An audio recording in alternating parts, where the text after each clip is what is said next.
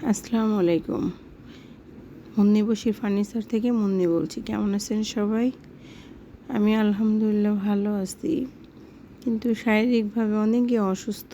তারপরেও আসলে সর্বাবস্থা আলহামদুলিল্লাহ বলা উচিত। তো একটা বোনের রিকোয়েস্টে কিছু খাটের ভিডিও নিয়ে আসলাম। চেষ্টা করেছি প্রত্যেকটা ভালো মানের ডিজাইনের খাটগুলো দেখানোর জন্যে।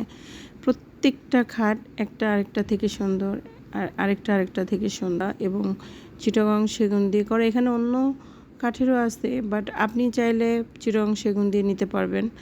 আর লেকার পলিশ, এখানে হ্যান্ড পলিশ আছে, আপনি ইচ্ছা করলে লেকার পলিশ নিতে পারবেন।